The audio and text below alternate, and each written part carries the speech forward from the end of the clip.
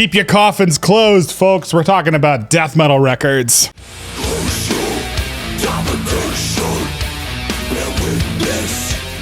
These are our favorite bloody covered death metal albums of the year so far. Stick around, you don't want to miss these.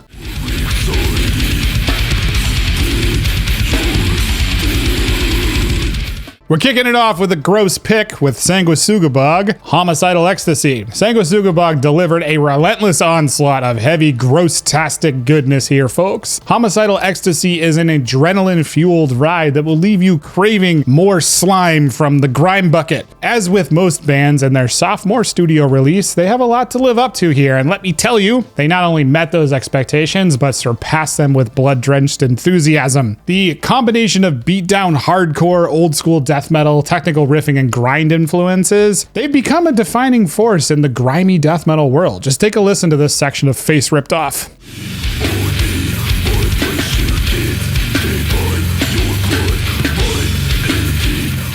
There isn't a bad track on this record. The whole thing flows in a way that a death metal record should. Each song is a banger in its own right, but it's in the grime and brutality that they take you to levels of sonic extremity that you most likely won't survive. As a body horror fan and death metal fan, this nerd right here is happy as hell with this face-melting record.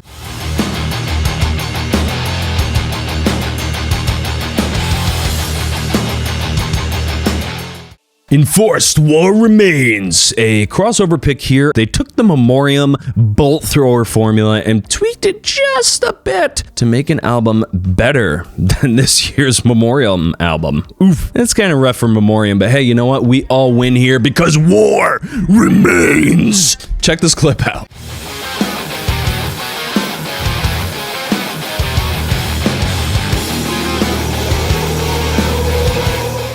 Last album, Killgrid, was featured on this channel a couple times, so it makes me really happy to see that this band is obviously on a really good trajectory with their path. A lot of crossover thrash has been done already, so it's a hard subgenre to be really original and unique and captivating with just so much fucking copy pasta out there. Check out another part of what makes this band highly unique.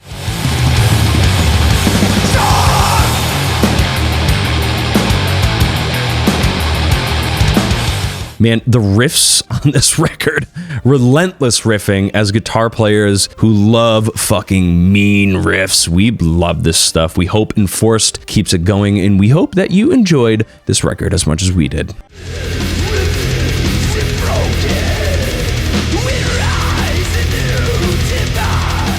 Obituary, Dying of Everything. Now, expanding upon Obituary's brand of death metal may not require a massive leap, but the fact that they took that initiative and just started messing around with doom metal vibes on this record had me pretty damn stoked. Dying of Everything touches on the diverse elements that we've seen on their more experimental outings of the past decade, but by utilizing modern production techniques to enhance echo and haunting effects alongside their trademark grinding death metal riffs, they've created a whole new world and kind of sound for the band that really works. The album retains the sludgy, dense characteristics that made Slowly We Rot incredible while infusing it with some refreshing new personalities. Just take a listen to this section of The Wrong Time.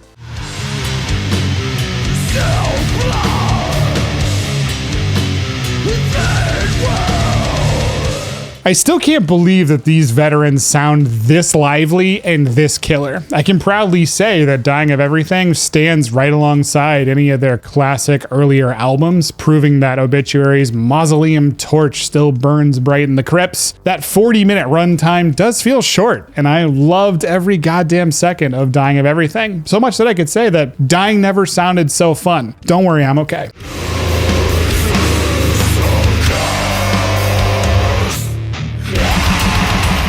Nothingness, Supraliminal. American-based Nothingness have taken two of my favorite genres and created a cacophony of sound with their sophomore album, Supraliminal. This is an absolute slab of riff-worshipping, sludge-infused death metal. Check out what I mean with the clip from one of my favorite songs, Festering Abstraction.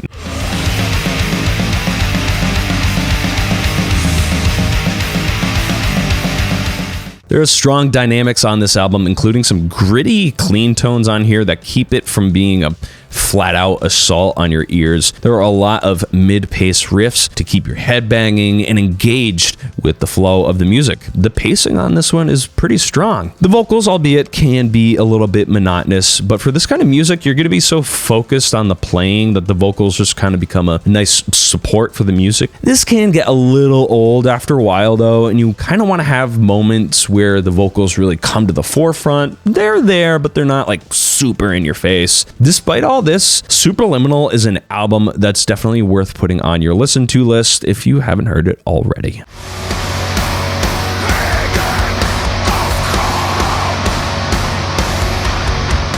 Nightmare, Deformity, Adrift. I was utterly blown away by the dissonant and avant-garde brilliance of Nightmare. In the ever-evolving landscape of modern death metal, this band has carved out a unique niche for themselves, building upon groundbreaking works like those of Gorguts and Ulcerate. Nightmare proudly stands among that dissonant dark elite, wielding that blood-soaked torch of innovation. I love the stretches, too, of blasting fury and riffs that convulse and contort like the death throes of a decapitated titan. What truly sets Nightmare apart, though, is their mastery of discovering enormous, earth-shaking pseudo-grooves, all within the angularity of their song structures. Just take a listen to this mind-bending section of Hammers of Desolation. You'll be transported to a realm of sheer sonic insanity.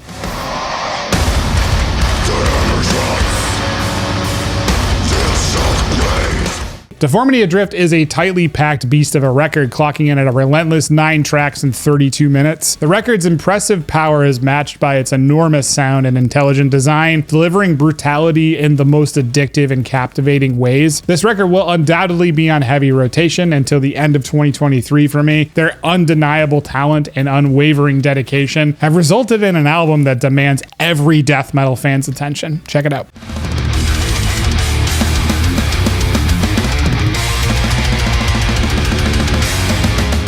Carnosus, Visions of Infinihility. An absolute sleeper hit was dropped back in February when Carnosus unleashed Visions of Infinihility. Awesome fucking title. This is one of the tightest, most vicious death metal albums out there. Like a maniac on a warpath, this album will get in close, gut you, and then leave you drowning in your own blood. Check out what I mean.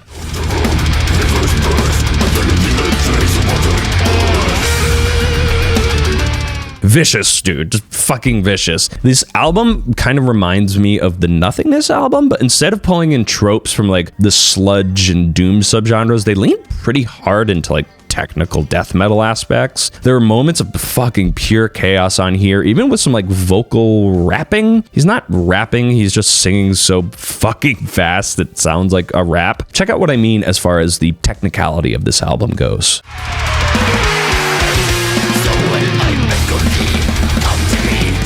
If you want an album that's going to punish you in the span of 35 minutes, this is the one. 2023's quick death metal album of the year. There's just so much in this album, though. It's bound to leave you coming back for more pummeling. Check it out.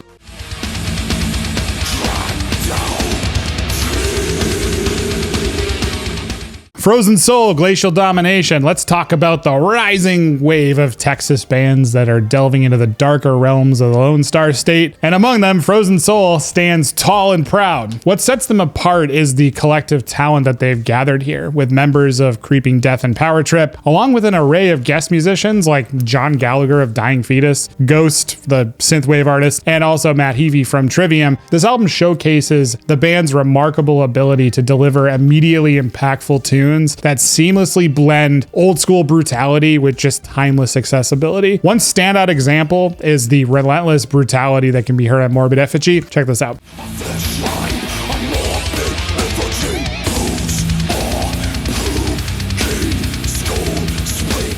But it's not just the unadulterated aggression that Frozen Soul brings to the table. They know how to craft atmospheric moments too. I love the tracks that featured extended synth intros that transport you to eerie landscapes of 80s horror movie soundtracks. This is not just a killer death metal record, it's an album that's gonna captivate you. Frozen Soul has crafted a powerful sonic journey here. Prepare yourself for a relentless, icy assault that's gonna keep you spinning this record throughout the rest of the year.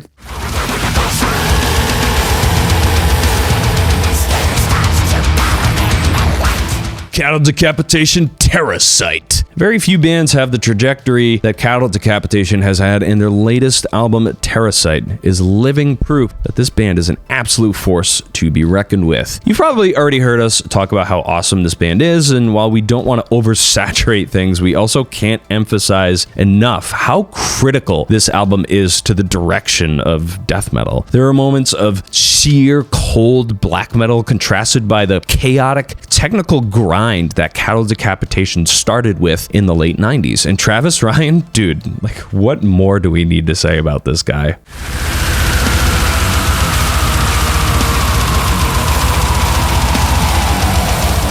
Fucking hell, it's going to be hard to top this record in 2023. One of the best in the category, never mind the death metal subgenre. Be sure to check out our discography ranking if you haven't already heard it.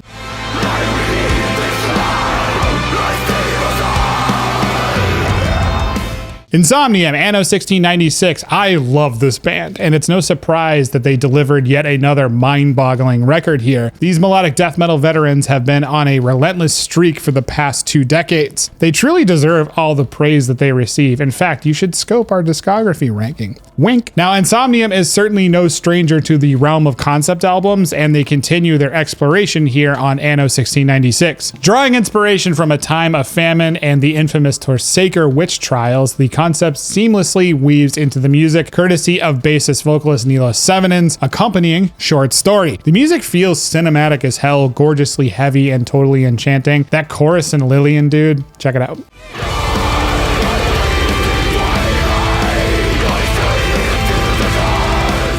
Now, for me, it may not reach the same heights as Heart Like a Grave and Shadows of a Dying Sun, but make no mistake, Anno 1696 is a force to be reckoned with. Those soaring melodies, the captivating storytelling, and the musical journey is just plain nailed here. And it's with their consistent brilliance and unwavering dedication to their craft that Insomnium prove once again why they're at the forefront of the melodic death metal scene. Don't miss this record if you have.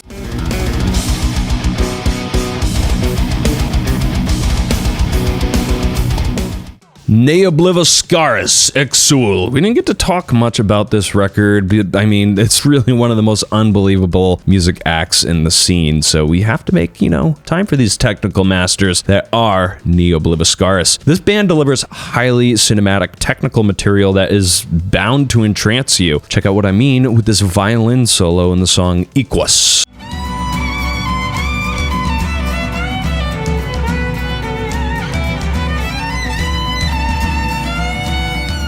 Consider me entranced, folks. Totally entranced right now. I can't even see anything. Yeah, you all know how much we love solid bass tones around here, and this record is really in one of the top of the year so far with that in-your-face tone that just takes up a significant portion of the musical composition. Throw it to the clip!